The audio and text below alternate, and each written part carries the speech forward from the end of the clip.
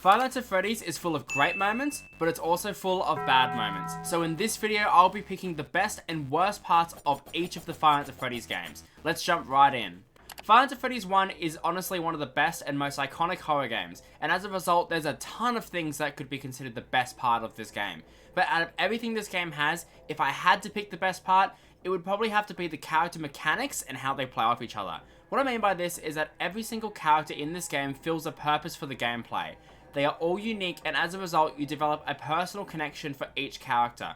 All the characters balance out the gameplay as well, with Bonnie and Chica requiring you to spend your time in the office, while Freddy and Foxy require you to spend your time in the cameras, and half of each cast come to each store.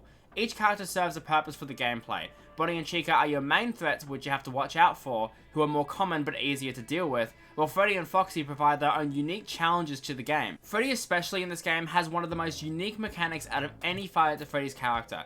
I absolutely love the way you have to use the cameras to block him and how dangerous he is. He kind of feels like a final boss, and I think this is the only game in the entire series that really makes me feel like this is Freddy's restaurant. The other games kind of push him aside, but in this game he is easily the scariest character, and I think that this game has the best balanced mechanics with their characters out of every single one of the Five Nights at Freddy's games, and it's something I still love about this game to this day. Now, picking the worst part of this game was difficult, because I love almost every single part of this game, but if I had to pick what I found to be the worst part of this game, it would have to be the night length. This game has the longest nights out of nearly 9 minutes long, with each hour being a minute and a half. This night length really gets felt once you get good at this game, and you're able to beat this game in one shot no problem. Even the nights being a minute long with faster AI speed movements would have actually drastically changes the slugfest that this game can sometimes turn into. 5 AM losses become unbearable because it takes 8 minutes to get back again. While this game is definitely a masterpiece, this one thing about this game is something even I can't stand. Now, Five Nights at Freddy's 2 is my personal least favourite out of all the Five Nights at Freddy's games. But even still, there's a couple of things I personally love about this game. One thing I do love about this game, and what I personally think is one of the best parts, is the actual character designs. While this game lacks the original connection to each character throughout the gameplay, this game makes up for it with the unique and iconic designs of each character. Arguably, the withered animatronics especially really shine in this game, and are some of the most beloved characters in the entire series. The toys, while arguably being some of the least scary, have their creepy moments and definitely complement well next to the withered animatronics. And the pairing of this old and new is part of the reason that I think that this game was so successful. It's super iconic, and even designs like the puppet are some of the best in the entire series. Now, for the worst part of Five Nights at Freddy's 2, I could get very specific, but I think the worst part of this game is the gameplay. More specifically, the music box mechanic, because of its extremely high maintenance. The amount of time that you spend winding up this music box is so high that you were never allowed to even peek at any of the other cameras, and makes the cameras as a whole completely useless. The cameras are probably the most immersive part of the Five Nights at Freddy's experience, as it allows you to watch as the animatronics walk around, and you have to just sit there and wait for them to come to you. But in Five Nights at Freddy's 2, you just have to keep the music box wound, which makes the game feel way more RNG as it is, since characters just pop up when they feel like it. And don't get me started on Toy Bonnie. Five Nights at Freddy's 3 is probably one of the most disliked Five Nights at Freddy's games, but I personally think that it's one of the most underrated entries in the entire franchise. It introduced a ton of great lore and elements to the Five Nights at Freddy's series, and probably its best addition was the character of Springtrap. Springtrap has to be one of the best designed characters in all of Five Nights at Freddy's.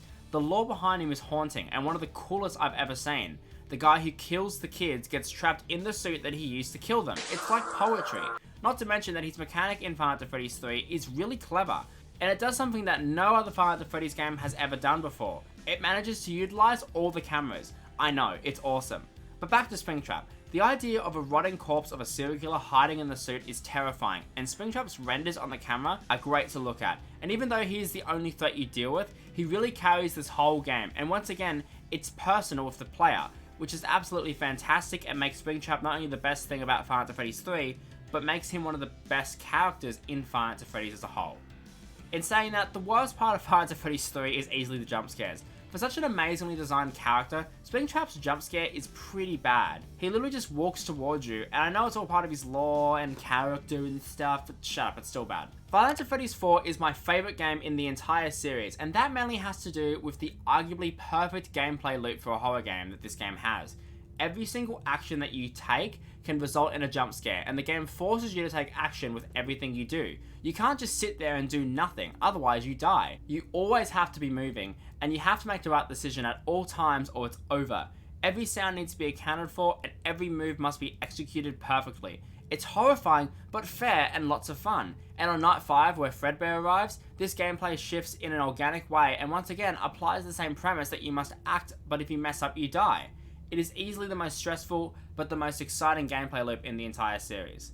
Now for my least favourite part of this game, if I had to pick one thing, it would probably be the underutilization of Nightmare Freddy.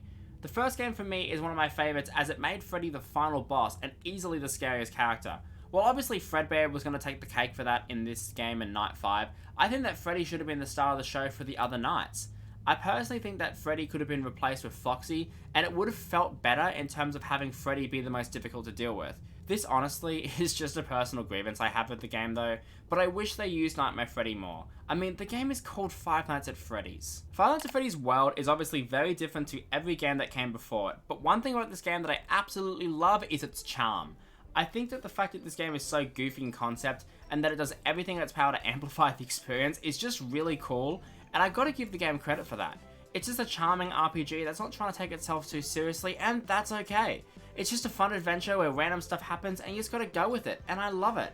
Now with that being said, I hate the battle rate. I don't hate the battles themselves, but sometimes it feels like you can't walk more than 2 steps without having to participate in yet another battle, and the randomness really starts to annoy you after a while. Sister Location is once again a bit of a departure from the previous entries in the series. This game definitely has a bit of a split opinion on whether this game is good or not, but I think one of the most agreed upon things that this game has is that the secret Enid Knight is really cool.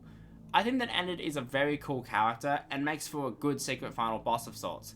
While personally, I think that facing off against Baby would have been much cooler, especially considering she's talking to you the entire time, and we haven't seen her at all in this game except for the section before it.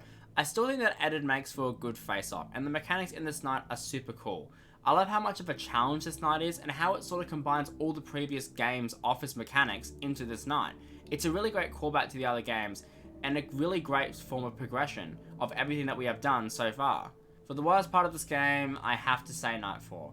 The difficulty curve in this game is honestly just shockingly bad, not to mention for the feedback.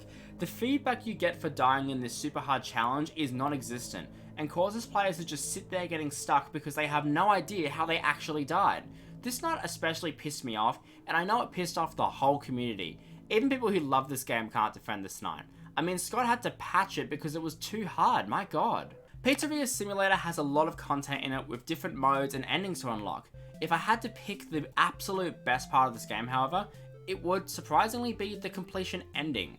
I don't know, out of all the game's lore elements, this was one of the most amazing and beautiful endings in the entire series. I personally think that Five Nights at Freddy's 3 good ending is the best ending in all of Five Nights at Freddy's, but this one is definitely a close second. The way it all comes together is just fantastic, and despite how big this game is and how many different endings there are, this one just stands out to me as one of the best Five Nights at Freddy's moments there is in the series. So picking the worst part of this game was tricky because I personally like a lot about this game, but if I had to pick one thing, it would be the actual character designs. I won't go too much into this because I want to get to the next point so quickly, but if you are interested in why I feel this way, I have a whole video going into detail about why I think these are the worst Five Nights at Freddy's designs they suck. But yeah, feel free to check it out. Ultimate Custom Night is personally one of my favourite games, and that has to do with its replayability, which is one of the best parts of the game. The fact that you have 50 different characters that you can customize to any difficulty in any order is just really cool. And if someone who has a very creative mind like mine, I'm able to make my own fun in this game, no problem. Even though I'm not amazing at this game by any means, I do really enjoy coming back to it and running a couple of games and just testing things out. Now for the worst part of this game, it's something I can't really complain about because of the limitations of the software, but the jump scares are just pathetic. I mean, they're just shaking PNGs, and Golden Freddy's is just terrible. Help Wanted is a really cool game, and easily the best part of this game is the whole nostalgic experience. Actually standing in the offices is something I never thought would be so cool, and it makes for a terrifying time to say the least. The Five Nights at Freddy's 1 office still scares the hell out of me, even though I've played it a bunch of times. Now for the worst part, this would go to the actual lore of the game. Personally, I think that it's the dumbest concept for a Five Nights at Freddy's game that I've ever heard, and and I personally think that the lore in this game single-handedly caused the complete downfall of Five Nights at Freddy's as a brand. And while I think that this location started all of that with the Remnant concept, this game pushed it to another level, and it's just bad and just doesn't feel authentic at all when playing. Security Breach is definitely a mixed bag of marbles to say the least. It's a completely buggy mess and doesn't have a lot of redeeming qualities. However, I think that Glamrock Freddy has to be one of the best characters added to this series in a long time. While Freddy has his own problems, I just love him, and he makes the whole experience of Security Breach worth it in my mind. He's funny as probably the only character who has ever scared me in this game with the parts and service section, and he just makes for a great companion. Plus, Freddy finally has a star role in this game, so it gets points for that. Now, out of every single thing that I could say is the worst part of Security Breach, I'm going to say that the worst aspect of this game has to be this game's ability to give missions that don't confuse the ever-living fuck out of you. Every time that I've seen someone play this game blind, everyone has the same reaction to half of the missions. Okay, so where is that? This place is just so big, and when you don't actually know where something is already, it's so hard to figure out where you're actually meant to go.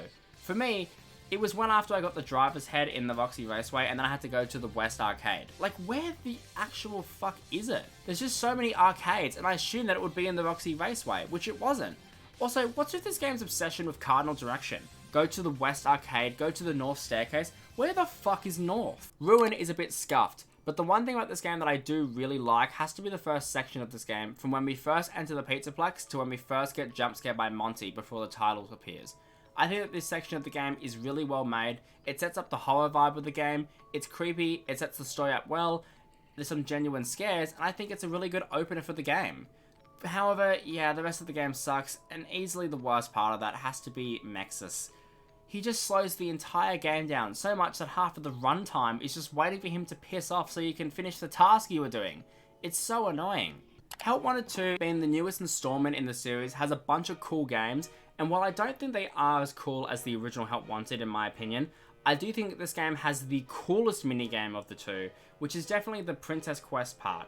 It's super cool playing this game in VR and a lot of fun, and while I don't really get the ending of it, it's still really good nonetheless. Definitely the most fun VR minigame out of all of them. For me, the worst part of Help Wanted 2 would probably be the fact that this game just seems a bit catered towards Security Breach, despite the fact that there are plenty of games you could have taken inspiration for this game. For example, the office section of the Pizzeria Simulator. I don't count the helping minigame. Anything from Ultimate Custom Art would have been cool, and even a Five Nights at Freddy's World section would have been awesome. Plus, while we got some sister location parts, they didn't feel as fleshed out as they could, and it's just not as scary as the first one in my opinion. And there we go, my thoughts on the best and worst parts of every Five Nights at Freddy's game. Let me know in the comments below what you think the best and worst parts of each Five Nights at Freddy's game is. And if you enjoyed this video, don't forget to like and subscribe. Thanks so much for watching and have a great day.